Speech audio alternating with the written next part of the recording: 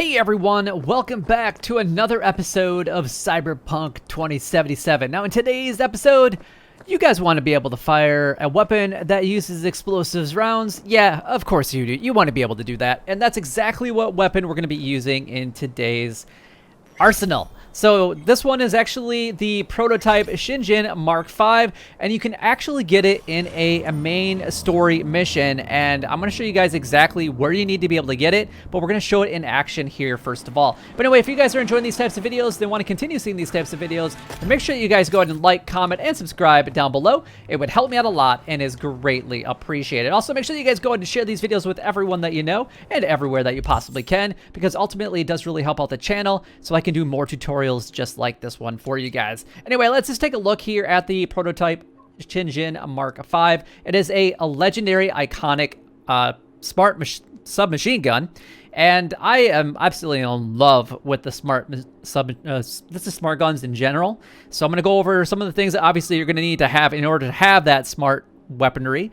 And then we're also going to go in how to actually go over this, and we're going to go over all these different stats. Now, just keep in mind that when you do obtain this weapon, the Shingen Mark V, that it is not necessarily this high in the DPS or its damage and things like that. It's a little bit off because I've upgraded this thing a few times since then, so just bear that in mind. But this is, does thermal damage. It has good crit chance at 25.96. We got crit damage at 89%, which is absolutely insane. It has a 10% buffer with the burn chance, which is awesome. And then we got 1.85 headshot damage multiplayer. It fires explosive rounds. The modified automated targeting system guides bullets up to 3 targets while aiming. Perfect when you are currently outnumbered. Now, I'm not running any mods on this specific weapon. Pretty much all the weapons that I run, I don't have any mods on for the most part. So I haven't really got into doing any of those things. So if you guys have some mod recommendations for this specific weapon, go ahead and leave a comment down below so that we can kind of share that with everyone. I would appreciate that very much. So obviously the first things first is you guys are going to have some cyberware to basically do this. You're going to have at least some variation of a smart link. Now, I do have the legendary smart link. I got this one from Victor as soon as I possibly could, but there is one that you can actually purchase earlier in the game that isn't as good as the legendary one, and I believe it is a rare item. And then that one will actually give you at least the opportunity to be able to use the smart weapons. Now, that is pretty much all you really need in order to do this. However, if you do want to be able to craft it and upgrade it into the legendary mark, because I can't remember off the top of my head. I guess when we watch the video back, we'll take a look at it. And I don't remember if it comes out legendary, but if you guys want to be able to upgrade it and craft it to a legendary, then there are a couple things that you're going to need in your character area, specifically in the technical ability, and that is going to be the Edge Runner Artisan, if you want to be able to craft anything up to a legendary item. So just bear that in mind. Now, this should be the only thing that you really need. There are some other things in here that you can actually do in order to obviously reduce the cost of crafting. You can reduce the cost of upgrading as well. So those are different things. Like this one reduces the component cost of upgrading by 20%.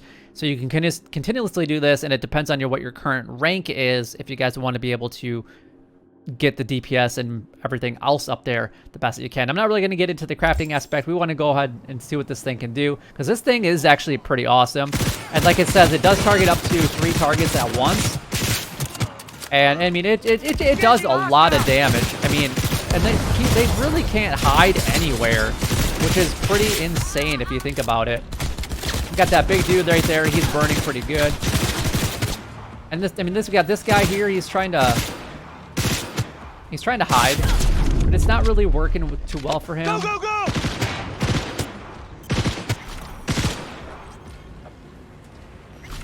And just like that, we were able to wipe that out. Now, I don't remember what the threat level was necessarily on this, but okay. But obviously, we got a few different things and weapons that we can actually grab from here. What did we get for an epic over here?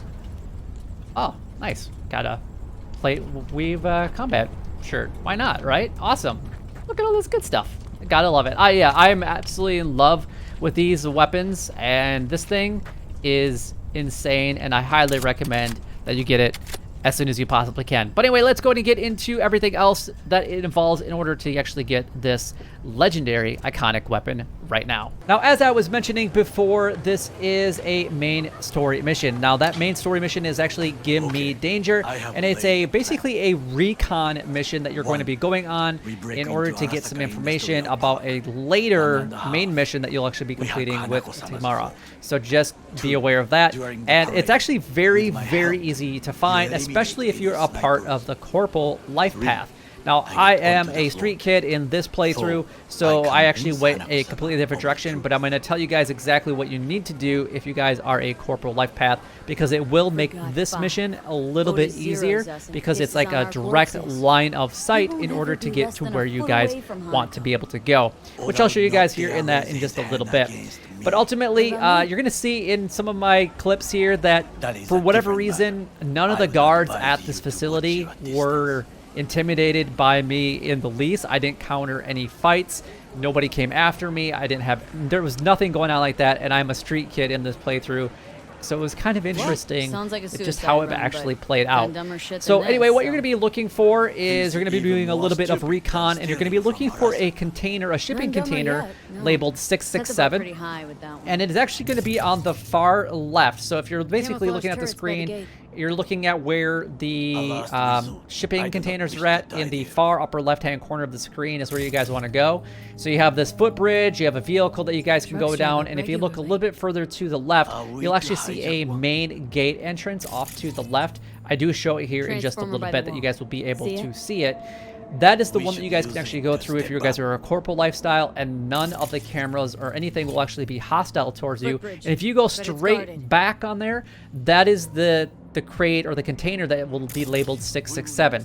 Now, just keep in mind that when we get to that part where I do showcase this weapon, and when I pick it up, there is a mine on the ground, so you're going to want to either shoot it and blow it up, or you're going to want to deactivate it with some quick hacking skills.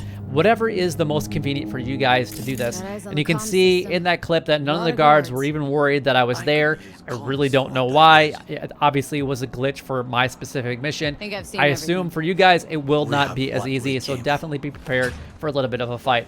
But this first container right here is 667. As you can see, I didn't label it.